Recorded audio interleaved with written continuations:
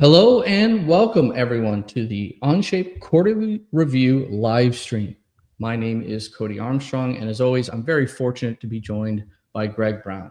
Greg, you excited for this one? Yeah, it doesn't seem that long since we've done this, right? I mean, so much has happened in a quarter, and I'm really looking forward to this one in particular. Yeah, this one should be a lot of fun. A lot of big, exciting announcements over the last few months that we want to dive into. So this one's going to feel especially fast, but it's one I'm really excited for as well. Yeah.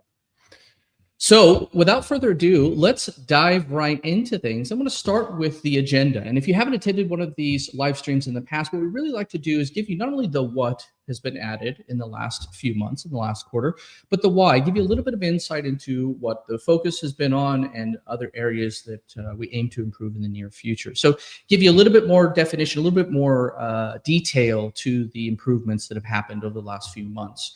And of course, with that involves showing demonstrations, and that's our favorite part. So we're going to discuss the what has improved and show you demos of our favorite improvements, but know that it's only a handful. We're only going to have the opportunity in this hour to show you a handful of our favorites in this last few months, but also give you some details as to why, what has been the focus, what are our areas of focus going forward, what are the things that you can look forward to for product improvements, and then a little bit of the underlying logic as to why we focused on these areas. So it's just a little bit more depth and detail to our release. So let's start with a brief recap of where we are. We're 3 months into the year, into 2025. We already have 4 releases, and we're very close on the 5th. So it's an exciting period of time because these releases include not only the things that are core CAD, but also really big launches that have happened in the last few months. So, each one of these line items is on the page quite small, but in reality, very big for a lot of our users. And so we want to take a moment to highlight some of those. Now, before I dive into the more core CAD capabilities and core Onshape that has been added, I want to focus on 2 of the biggest improvements or launches that we've done in Onshape's history. And they both happen to have come in the last few months. And so I really do think, I was talking to Greg about this yesterday, I really do think this is one of the biggest quarters in Onshape's history. And because of these big launches that have happened in just the last couple of months, both Cam Studio and Onshape Government have been launched in this year. In fact, in just the last month and a half or so. So really exciting period of time. And we're going to go over some details of both of these a little bit more depth, but we also have dedicated webinars and training materials that go over them as well if you're interested in diving deeper. But definitely one of the biggest quarters in Onshape's history with these 2 launches. Wouldn't you say, Greg? Yeah, absolutely. I mean, we knew that this year was going to be front-loaded. When we knew this was going to be kind of the timing we were aiming for, massive things, the Cam Studio and the government. But let's not forget that there's many other things that have been happening at the same time, and that's truly our superpower of being able to juggle these things in a truly agile fashion. So there you go. Perfect segue into the next slide. There's a lot more. So Cam Studio and Onshape Government are big launches for us. I think they will be a big deal for our users. But we know that there's users out there that are asking for some of these core CAD capabilities, and we're adding them. We're adding them at record pace, and that's something I want to really emphasize as well. So thank you, Greg, for that segue. Yeah. But lots more cool things in what would be defined as kind of core CAD capabilities, and I'll go through demonstrations of these. Greg has a few demonstrations of these as well, which are really always great. But I want to take the moment to stress that we haven't let the pedal off on core CAD and the things that you use every single day. And so things like sheet metal form, cosmetic threads, routing curve, constrained surfaces, constrained sketches and drawings, a really big one. Repair manager, more improvements that really utilize our unique architecture. And the configuration input visibility. These are all big ticket items for those out there that have been using Onshape for some time. You've probably been either added to these lists or something that you wish we had. Well, now we do. And we're really excited to bring those to you. So let's dive right into it. I want to start with a simple introduction into Cam Studio. And so for those looking for more depth, I highly recommend checking out the webinar we've done on Cam Studio or any of the training assets, our Cam Studio product page, if you're looking for a really detailed deep dive into Cam Studio, what I'd like to do is just give you a simple introduction, show you how it works, and enough to get your feet wet and get started. So what is included in Cam Studio? Well, everyone with a professional or enterprise subscription has access to Cam Studio. And Cam Studio includes 2.5-axis milling, a complete 2.5-axis milling suite, as well as basic 3-axis milling, and a handful of toolpath options around 3-axis, allowing you to generate those 3-axis profiles. But that's included out of the box for everyone using enterprise and professional Onshape today.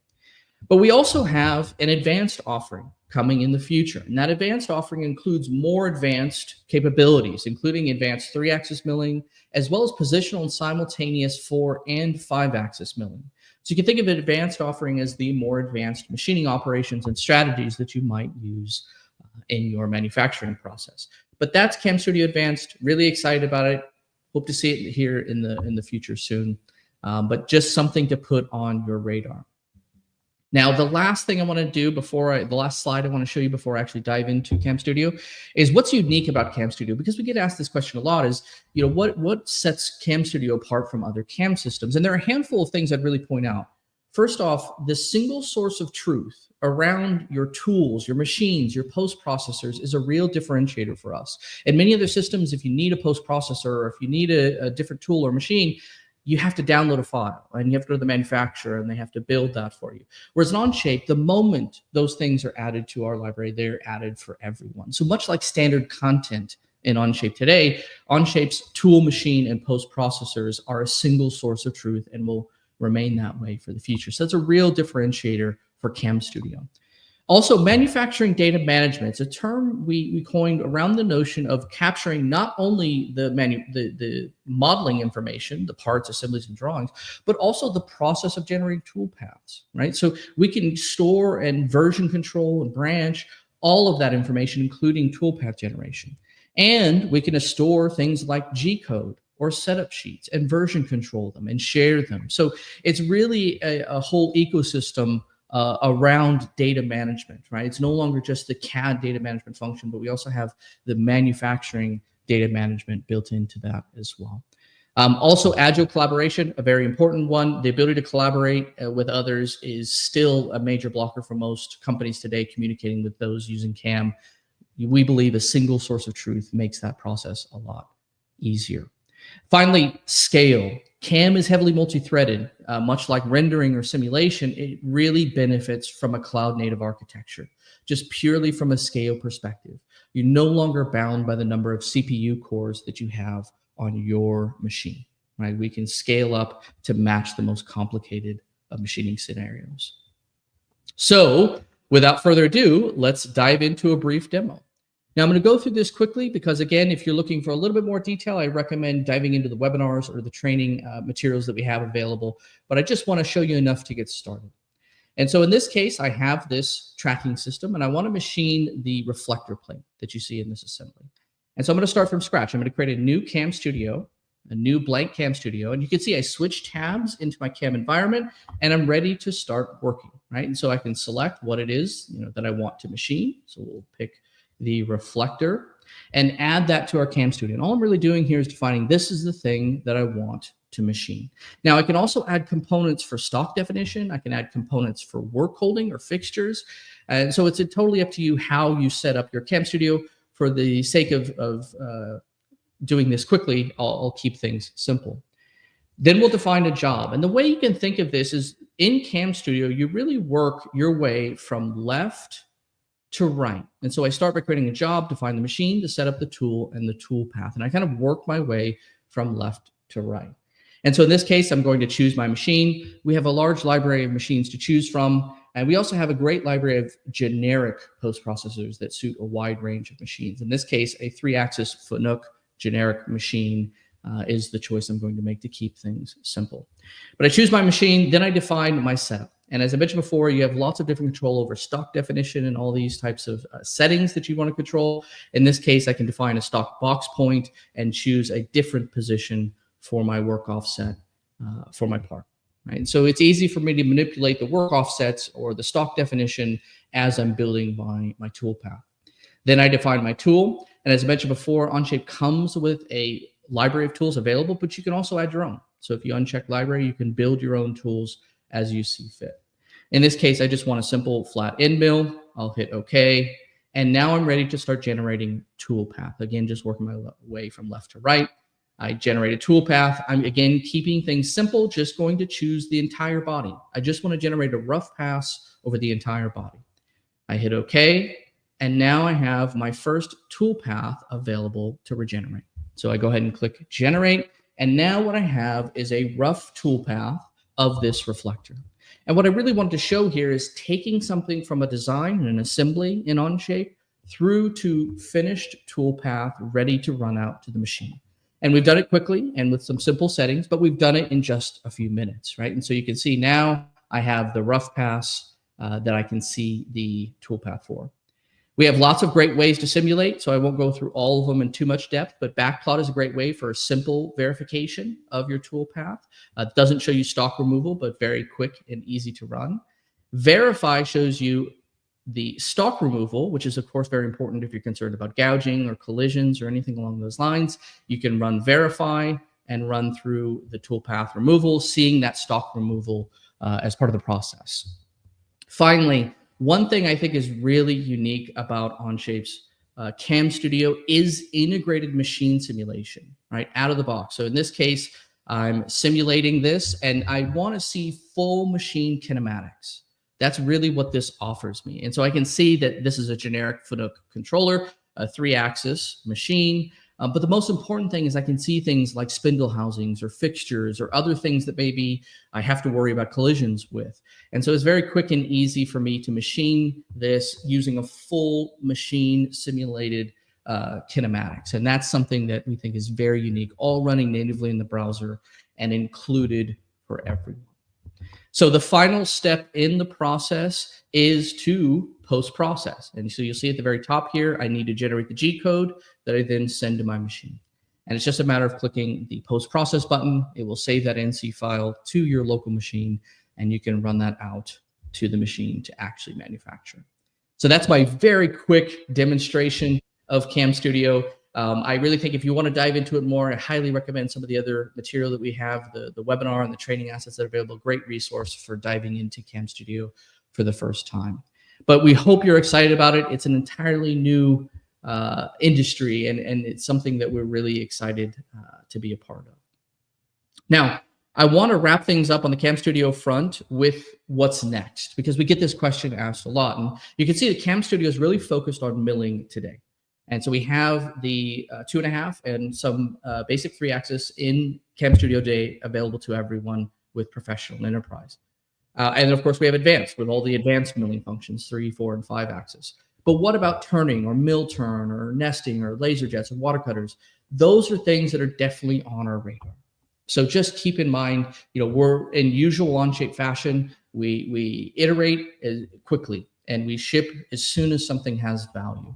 And so in this case, milling is what a lot of people are looking for. We ship it, but we're going to be constantly adding to it. So much like Render Studio or simulation or Onshape itself, every 3 weeks, you're going to see continuous improvements to Cam Studio. And over time, you'll see turning, mill turn, nesting, laser jets, and so on. So that's a quick dive into Cam Studio.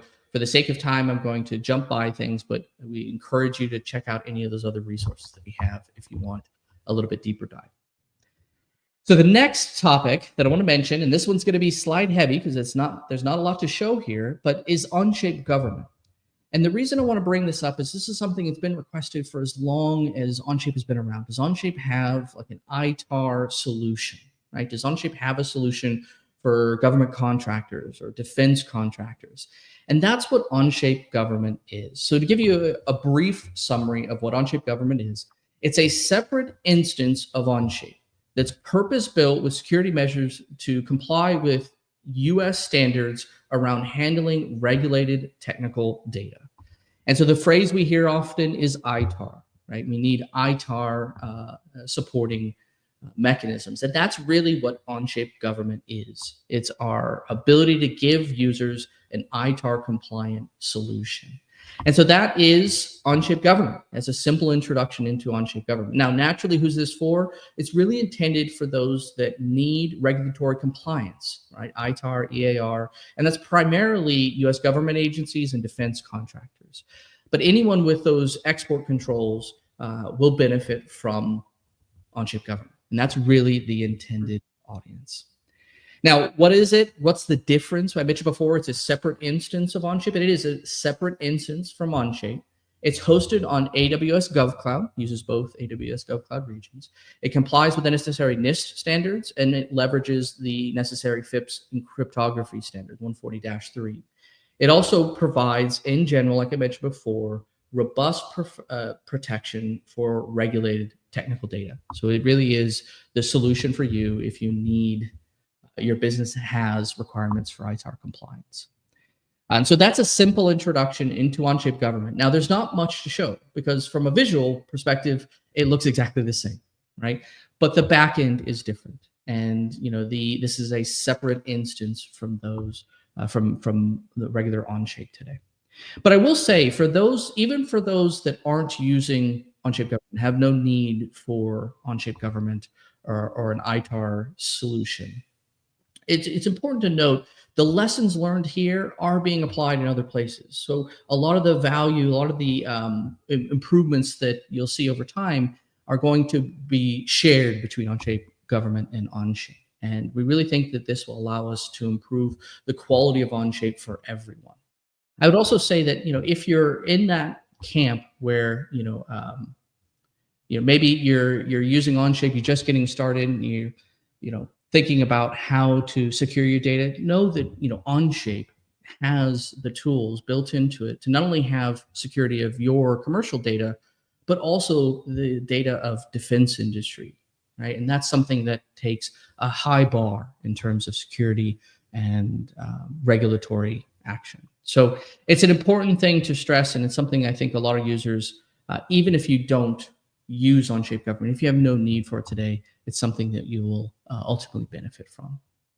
So that's a simple intro into Onshape Government. If you're looking for more information, definitely check out the onshape.com website. There's more details there for getting started with it.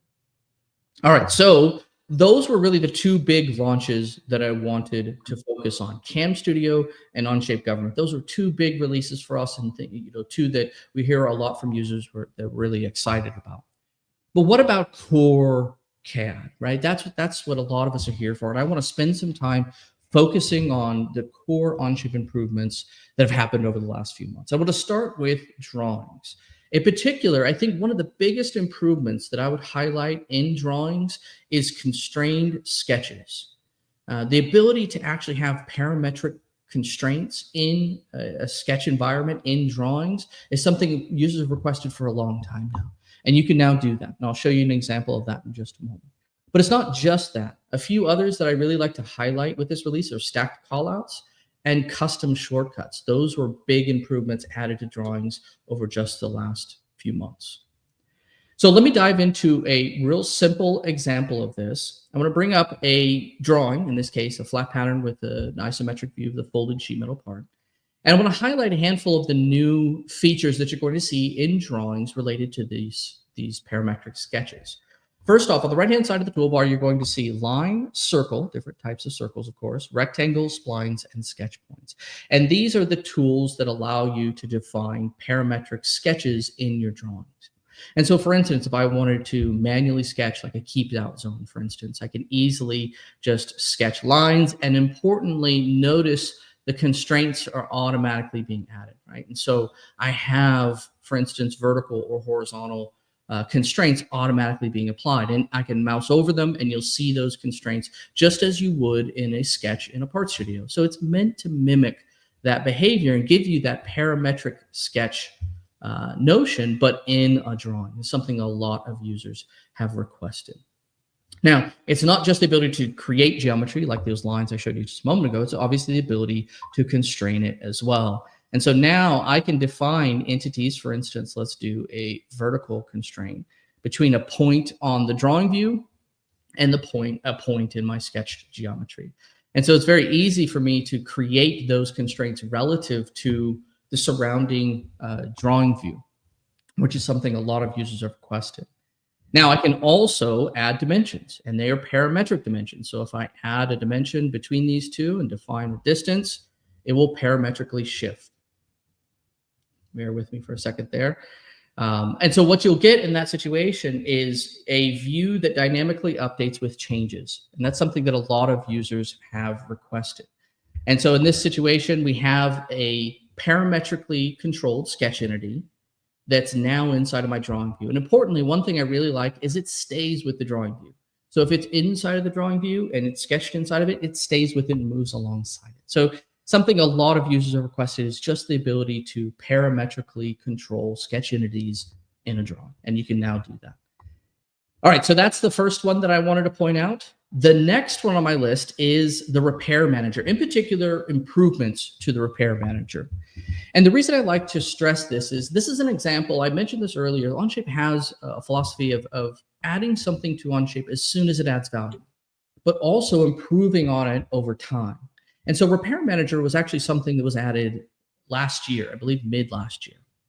And it was a really helpful tool. It gave you a lot of utility in fixing geometry that had any kind of issues. But what we wanted to do and what we have scoped out for the future is far greater than what we added in that initial release, right? And this is an example of that. The improvements to Repair Manager in the last few months have been significant. And just a bit of a teaser, we're not done. There's more to come, right? So there's lots of really exciting stuff happening in the Repair Manager to improve the quality of it and the user experience. And that's really what this is about. That's the thing that I would stress here is that we're using Onshape's architecture to make simple things like fixing broken geometry better, right? And the excellent example of that is edit last healthy moment.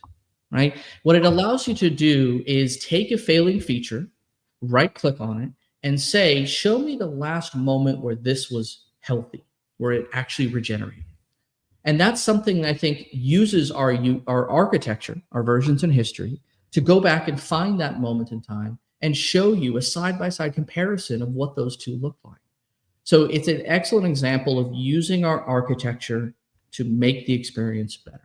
And it makes it really easy if you have a broken feature to just quickly find the last time that it worked and what about it has changed, right? And so that's really what I want to stress here. Again, Repair Manager itself isn't necessarily new.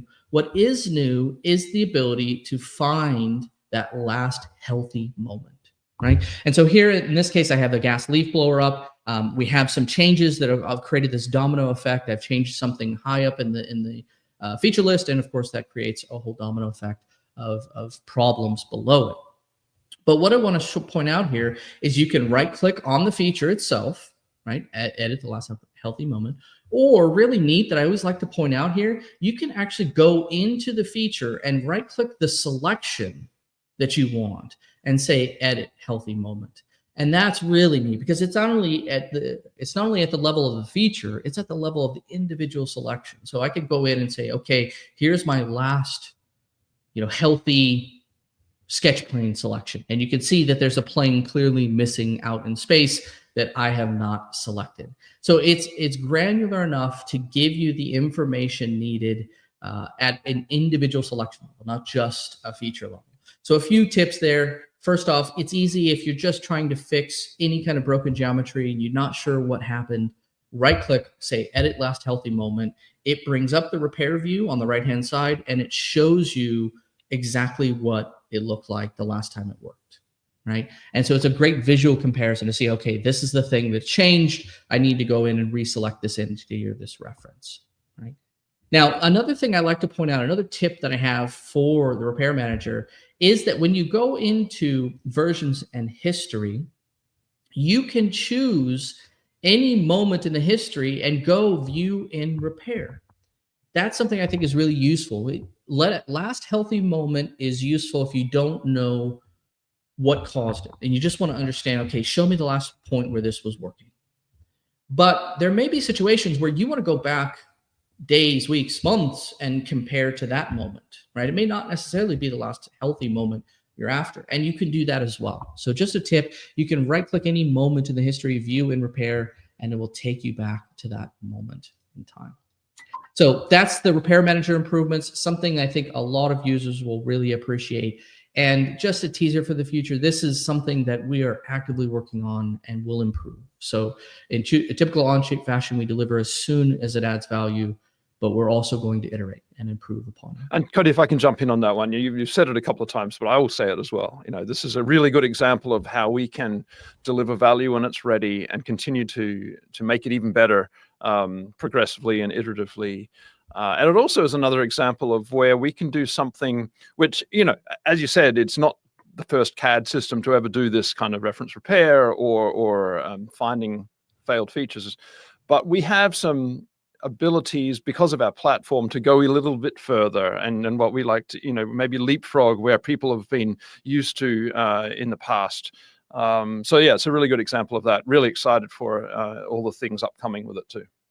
Yeah, it's definitely one of those areas where I think we take advantage of our architecture to create a better experience. And I think that that's one of the messages that comes from the last few months.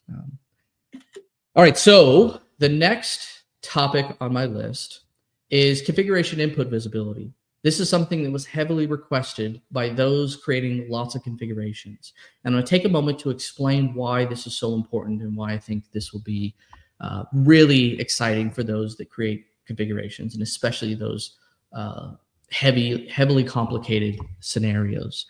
And so let me give you an example of why this is useful. It allows you to control the visibility of configuration inputs. And for those not familiar, Onshape has really robust configuration tools. In particular, they have the ability to have multiple inputs. So it's not just like a single table or single component that you're configuring. You can have inputs that control lots of different things, right? And you can have multiple inputs. And so one of the questions that comes up often is, well, what if I don't need a certain input unless another input has some certain state, right? And that means that you're controlling the visibility of certain configuration inputs based on the value of others. And in the past, this was a limitation. And it meant that if you were creating really big configurations, you might have a long list of inputs to choose from when not all of them are necessarily relevant. And so what this does is it allows you to specify that this input is dependent on another, right? Its visibility to the user is dependent on some other factor. And what it does is it allows you to eliminate the redundant or the unnecessary inputs that relate to the configuration you're currently in, right? And this will make a lot more sense in just a moment. But if you're in that camp of building, really complicated configurations, this is going to be something I think you'll use on day one. So let me give you an example. Here I have a case. It's one of those foam cases, and we have lots of different sizes, right? These are fixed sizes, right? So I have, all of these kind of what I refer to as standard configuration values, right? And so I change to a different size, and the case automatically updates to those dimensions. Now, what I want to point out about this is notice the number of inputs that you see here, right? I only have a handful of input sizes, right? I have the drop down and I have these two checkbox options or input configurations. But notice what happens when I choose custom. So in this situation, I don't want to choose one of the fixed options that are available. I want to choose custom. And I choose custom. Notice what happens is that the length, depth, and height appear, right? Their inputs, these inputs were hidden until I chose the custom size from the dropdown. Because in custom, you would need to type in the values. But a moment ago, those weren't visible. And that's really the crux of what I want to show here is that we're controlling these inputs based on other selections. So let me show you how this works. This is the modify visibility conditions. You'll see a little icon in the top right corner of the configurations there. And it brings up all of the visibility conditions. In this example, I have a few visibility conditions that I want to highlight. In particular, notice that length, depth, and height are set to the custom condition. And that means that they're only visible when the user chooses custom, right? That's really what this is giving you, the ability to say these should be hidden except for when you choose the custom option. Now there's other options here. And what I really like about our configuration visibility conditions is that I can see a preview on the right-hand side. So if I choose custom from the list here, I can see that those 3 inputs have been added, right? Another example of this is cutouts. You can see there's 2 checkbox options, add foam inserts and add cutouts. Well, cutouts are dependent on foam inserts existing. You can't have cutouts if you don't have foam inserts. So if I uncheck foam inserts, notice cutouts disappears. That's because it has a visibility condition that says this is controlled, these cutouts are controlled by foam inserts. If foam inserts condition is true, they're visible. If it's not true, they're not, right? So it allows you to build these more configurable scenarios that are easier to interact with because you're not showing all the inputs all the time. You're only really showing the inputs that are relative to the conditions that you've set, right? And so that's something I think a lot of power users will really appreciate. A lot of heavy configuration users will really appreciate because it takes Onshape's already really powerful configuration tools and really ratchets them up to the next level. So that is my section of the Onshape quarterly review. I'm going to pass things over to Greg to dive into the next bit. Oh, you're on mute, Greg. I am indeed. So thanks, Cody. There's so much stuff already there. You know, that would be enough for 3 months, really, but you know, we're just getting warmed up. Let's go straight through into this next section, and I'm going to do a bunch of demos at the end. We're going to talk about advanced modeling and some of the really interesting improvements that we've made. Firstly, in sheet metal. All right, so sheet metal is a core CAD capability, and we're certainly not taking our foot off the gas pedal either for this. Something we introduced was the sheet metal form feature. So it allows you to do punch features or formed features into sheet metal. We have a pretty extensive built-in library of common forms, such as louvers, punch outs, all sorts of different things. And in fact, I'll show you a demo at the end, so stick around, that utilizes what Cody just showed with the configuration visibilities coming into play when you're talking about these types of library features for sheet metal forms. Now, it is possible, just like it is with the frame profiles, to create your own custom libraries of sheet metal forms, which I will show you as well. And of course, we show the form outline on the flat as well. And when we export the flat, we will export the the outlines for that, so you can align and your punches or form tools. Okay, so that's the sheet metal form. Let's go on to the next bit, which is the routing curve. Now, a routing curve has been a feature that we've wanted to do for a long time. There are a lot of different workflows that need a routing curve, where you might call this a 3D curve. Things like wiring, piping, with flexible pipes or hoses, or maybe rigid pipes as well. And also maybe with frames, the frame feature needs a guide path to go down. And a routing curve is a really, really good solution for all of these workflows and more. So basically what a routing curve does is it creates a polyline consisting of lines and arcs, or just lines, or an interpolated spline. And there's a lot of different controls, which I'll show you in a minute, depending on whether it's polyline or interpolated spline. Now, of course, it's parametric. You can drive these things with variables and expressions. You can offset, you can refer to existing geometry in order to run normal to or parallel down the sides of existing equipment. And I'm going to show you a couple of different examples there in a minute. One thing you can also do with this feature is import CSV data. If you do have CSV data which consists of the X, Y, and Z locations of the corners or the waypoints, you can import that and actually create the interpolated spline or the polyline all in one hit. Right. So it's a really, really powerful feature, which I'll show you a couple of demos of in a minute.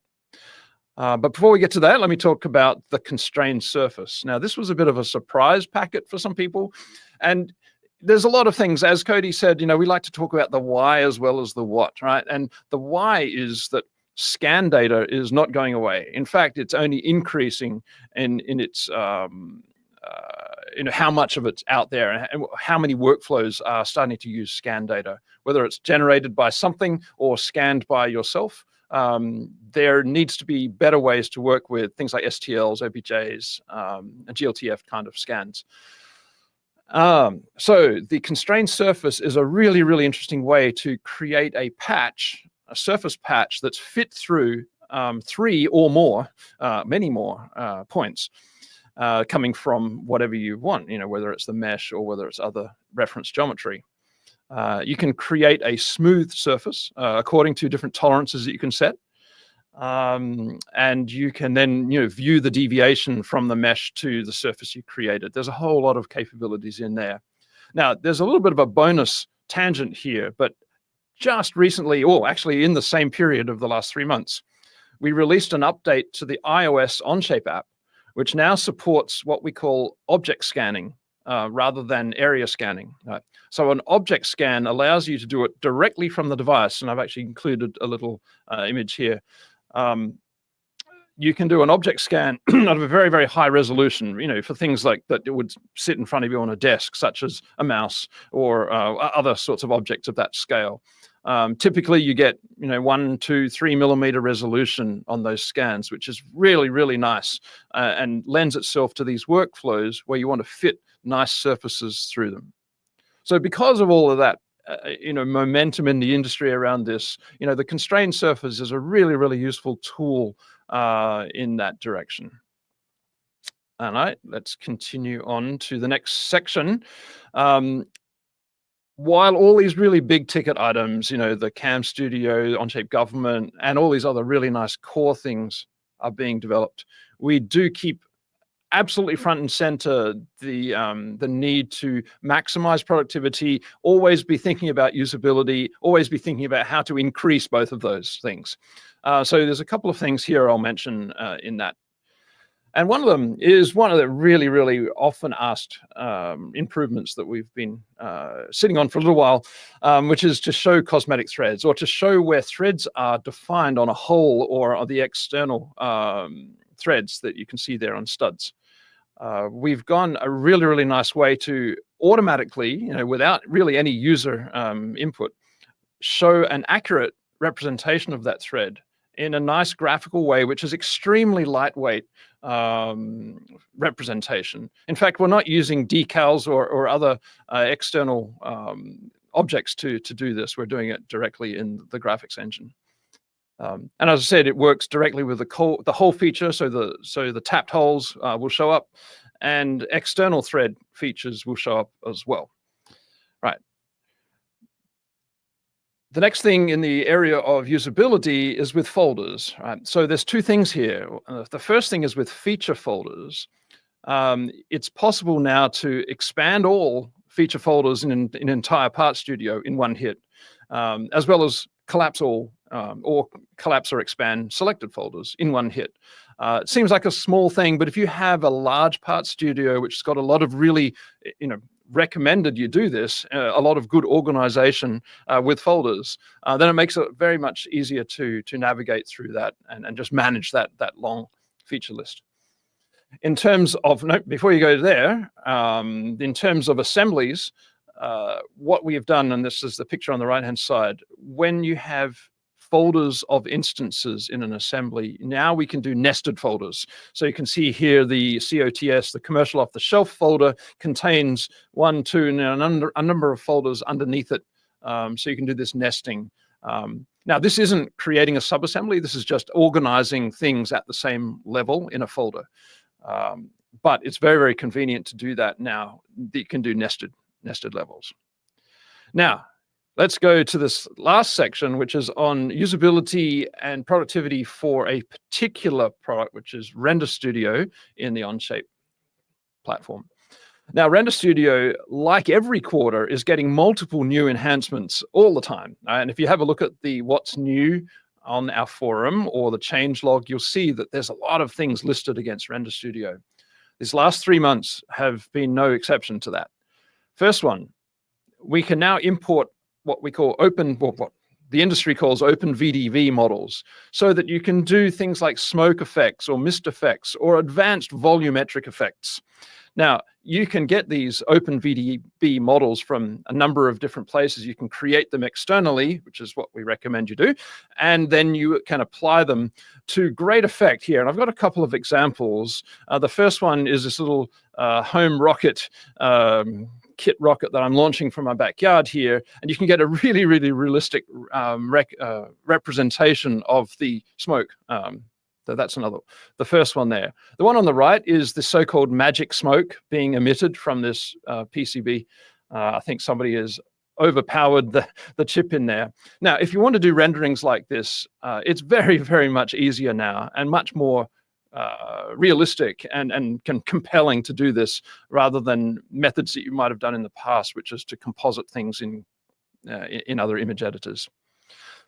Down the bottom of the screen is a really interesting one around creating favorites. Now, you can create favorites of appearances. In Render Studio, there are a couple of thousand different appearances in our library. People don't realize that because they don't maybe scroll far enough. But there's a huge list of appearances. And inevitably, you'll come across a few that you use a lot. And these are my favorite 8 or 7 appearances. So now you can just right-click on any of those thumbnails and say, add to favorites. And it could be a personal favorite, or it could be a company favorite as well. So we support both of those things. It makes setting up rendering so much faster than it did before. And talking of appearances, it's now possible to import appearances from other Render Studio tabs, or even other Render Studio tabs in other documents. So essentially, you can have a document that contains all of the really nice appearances that you've worked on, and rather than having to recreate that each time, you can import them. So again, there's a lot of really nice new features there. These are the ones just cherry-picked from the last couple of months, and as always, we're adding a lot to this. So I'm going to do a couple of demonstrations now, and Cody, if you want to switch over to me. There we go. All right, so I'm looking at an assembly here, and first off, I'm not going to do this in the order that I just presented it, because I'm just going to do what was kind of convenient here. I'm looking at this tapped hole, and you can see the threads nicely represented in there. I'm also looking at the studs, looking at the external thread on there. If I look at a particular if I look at this stud here, you'll see that there's really only this feature here that I've had to define. And if I change the pitch to say the fine thread or even the extra fine thread, you'll see that instantly that is represented accurately. You can count them up and divide by 12 and work out that that is an accurate representation of that thread. And the same thing goes over here for the holes. I've got a tapped hole here, and if I change that to a fine thread, you'll see those holes all update nicely there. So that's, again, it's no work. It just happens, right? And if you use these external thread or hole features, then this is the nice representation you're going to get. But while we're here, let's talk about routing curve. And this is a really nice example to talk about routed pipes. And in this case, we're doing the runners for this exhaust manifold. I'm going to roll it back to kind of the beginning here and show you kind of how it all went together. These two parts are commercial off-the-shelf, bought-in flanges. And I'm going to route the runners between the different references so that I can create the whole thing. So a routing curve, you'll find that here in this ever-growing list of curves and other advanced features available in Onshape now. A routing curve allows you to start pulling this manipulator around or use references from existing geometry. And I'm going to start with this reference here and then just start pulling around, creating a route as we go. And you can see here, in this case, we're creating an interpolated spline. Now, this endpoint is now offset by a certain amount. Now, when I can type in values, I can key in values, or I can just use the manipulator to get the vertices in about the right place. Or I can use existing references from other parts of the geometry. Now, this point here, instead of being, with respect to this over here, I would much rather it, comes off the middle. So I'm going to just choose that directly, and you'll see here now it pops up. Now, if I want to move it normal to that face that I just selected, I can just move it down like this. And in this case, I'm going to add one more point after it, and I can use the add point button here like this. And in that case, I'm going to then just type in directly its value. So there's a lot of different ways you can get associative referencing from surrounding geometry, or just digitized from space, now from the 3D space that you're in. Now you can look at this in these different directions. As you can see, I've got this interpolated spline, and that's not going to work very well for the fabrication method that I'm going to want to use. So I can shift over to a polyline, and you can see here now we've got straight line segments. And equally, this isn't quite what we want. So what we could do is add a default bend radius between all of those edges. And you'll see that it's going to tell us when it's appropriate. While we're doing these interactive updates, you can see that the length of the routing curve is shown. So if I have to try and meet a certain functional need with a certain length, then I can just drag these around until I get the right length there. So that's a routing curve. Just so that the way that I continued this model was that I would sweep some sort of reference geometry like this along a path to create the tube. I thickened it later on. There's a million different ways you can work with the routing curve that we created. And in this case, I just did that sweep, and did that for the other 6 headers, tubes. There's a different example. Instead of with rigid pipes, this one is with wires. Now, I won't go through this in great detail, but this robot arm has a number of different servos that are going to be sort of daisy chained together with wires like this. And I did this using Onshape's in-context part modeling capability. The context is the assembly, and you can see that in this ghosted out fashion here. And if I roll back, I'll show you how I did that. If I roll back to here, you'll see that I made some mate connectors using references from that contextual geometry. So there's the end of this wire, the end of this wire, and this point here, which is somewhat offset from this surface. So I'm using real assembly and geometric references here, so that when I create my routing curve, I can just pick 1, 2, 3 references. Now, you'll see it's not quite right yet, because I need to control the direction. And this is what this notion here is of a derivative. The derivative allows me to specify the direction the wire is going to come out in or go through. I can say that the derivative there has to be in the Z direction like that, or like that. And then, the last one as well, I'd like to also control that to be, you can use any of these reference edges or faces or cylinders in order to route the wire. So that's kind of what I did there. I did that similarly for these other wires. In some cases, there was some existing geometry like this that I could use as references.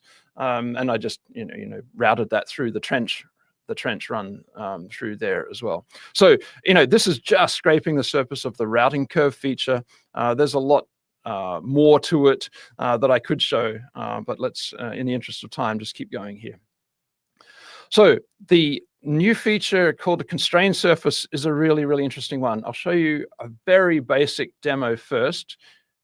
It means that I can choose, as soon as I've got 3 points, it's going to create a surface for me. Now, this is obviously a plane. It's a trivial example, but as soon as I choose some other points off that plane, you'll see that it's creating quite a nice and interesting surface through that.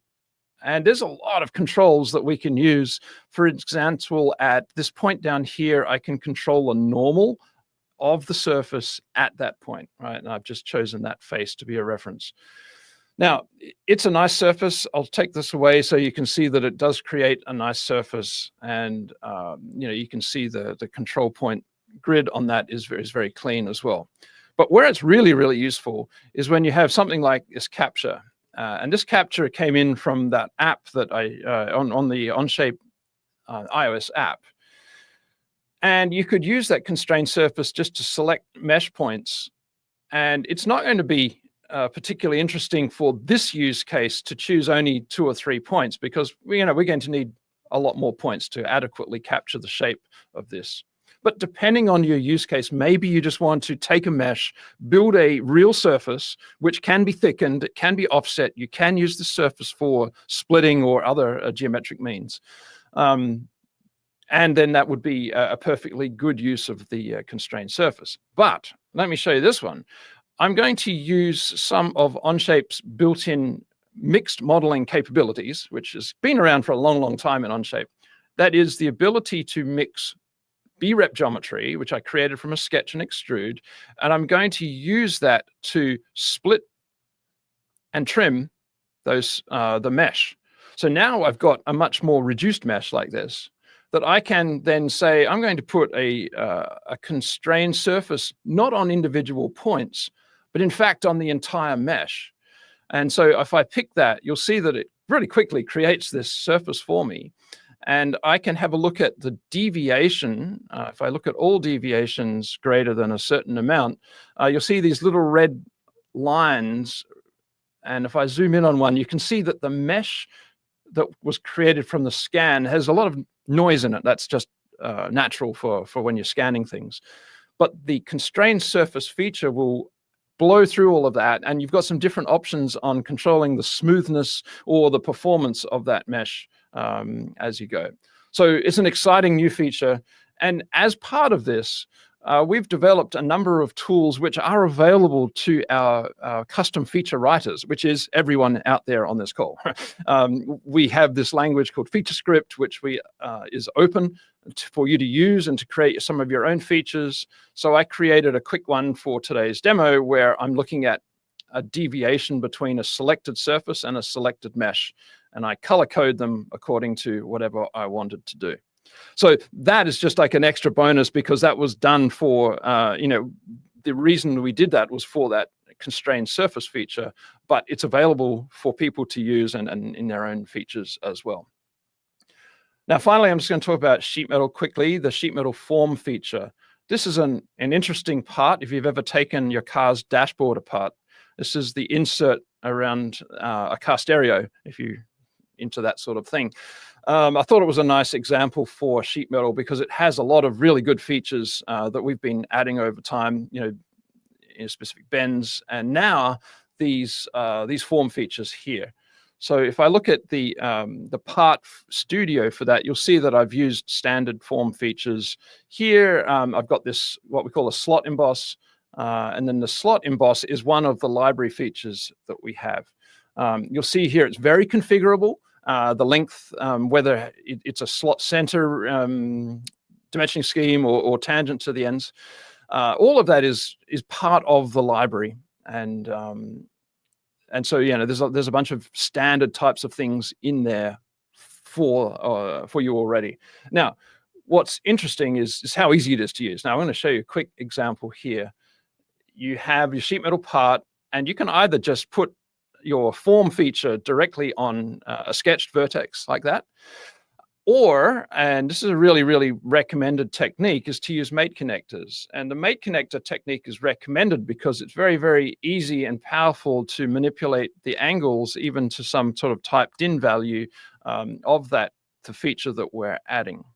Now, I'm using a built-in library feature here at the moment, but I could also just click over here and say, instead of using the Onshape sheet metal forms, I'm going to use my own personal library of sheet metal forms. And I've created my own. Some of them are slightly different, especially in the way that they're dimensioned, or maybe they're a little bit more application specific or industry specific as we go over there. So, that library is something that you can build up.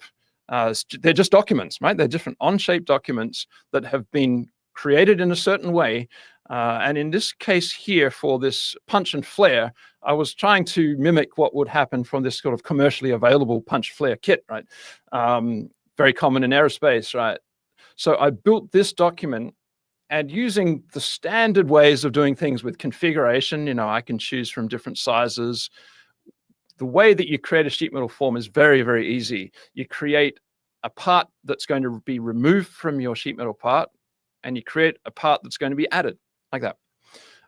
There's a couple other things, but I won't go into. It's not a training class. But what I do want to show you is when you choose the size of the form, whether it's a 6-inch, a 3-inch, or a custom. Now, to Cody's demo, I've also got this working where when you choose a custom form, it will show you and ask you for the diameter. So just to show you how that worked in real life, I can use my own sheet metal form. I'm going to use the one that we've just talked about in there, which is the flare. I'm going to use firstly, maybe use the 1-inch one and put that in the middle there. All right, so there's the flare.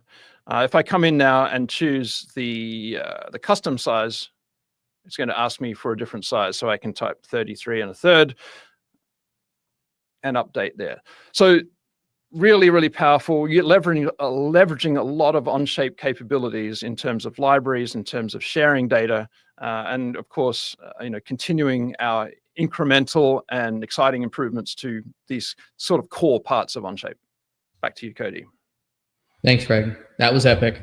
I think routing curve is one of the biggest in my mind, but I know a lot of users are really excited about sheet metal forms. Yep. And another one that I think you have to take a moment to stop and think about is the whole scanning of a mesh with your phone, bringing that into a document and then quickly turning it into a usable surface with constraints. That workflow is really neat. And I think not a lot of people, if you think about what that workflow looked like 10 or 15 years ago, oh boy, it's a lot different. So awesome demos as always. Thank you, Greg. I want to wrap things up with first, just something to stress, as always, is that we've only had an opportunity to touch on a handful of the improvements that have come over the last few months. There are a lot more improvements to note. So if you're interested in checking them out, check out the Onshape What's New forum post, check out the Onshape changelog. That's what you're seeing here today. If you want to really deep dive into each individual improvement over the last few months, there's a lot that we didn't get a chance to cover here today. And I want to end things with a bit of a sneak peek or a teaser.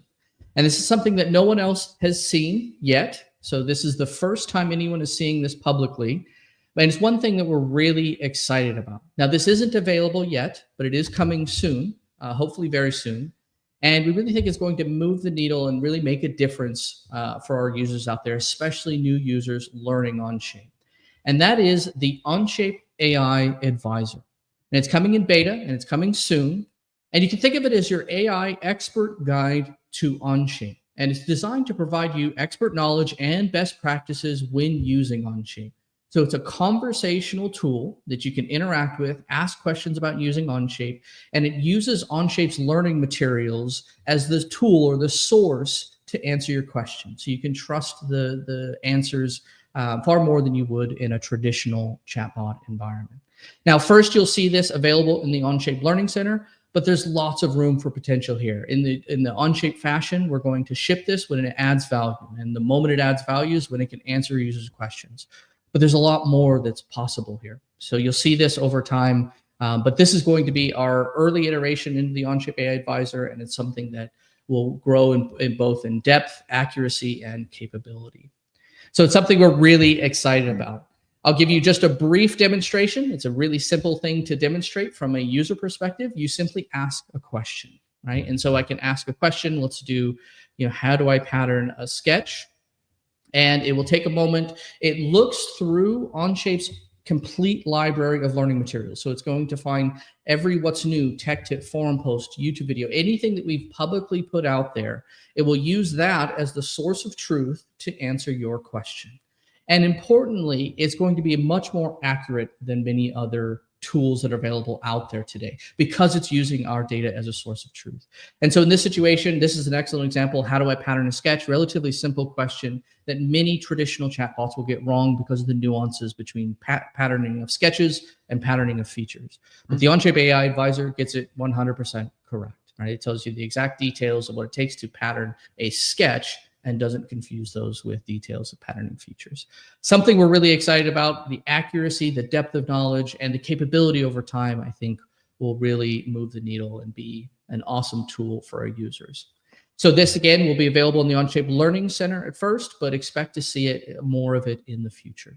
Last thing I would highlight, one of the things I really appreciate about this is that every question will come with citations so that you can follow up and learn more. In this case, it's taking me to the sketch patterns section of the Onshape Learning Center where I can follow up and learn more about that question. So we've finished right on time. That's a big one. That was a big one. That's a big one. It's one we're really excited about. Hopefully very soon, you will see that in the Learning Center. And then that's one that over time, I think will become more and more powerful and capable. Yep. All right. So to wrap things up, we want to say thank you, everyone. So a quick thank you to the Onshape community. Our user community is fantastic. Your feedback is invaluable, and we really appreciate it. So please continue submitting feedback and tickets, communicating with us on the forums. You drive our decisions around what you're seeing here today and what you're going to see in the future. So we really appreciate it. And without further ado, I'm going to say thank you, everyone, for joining. Have a good day. Thanks very much.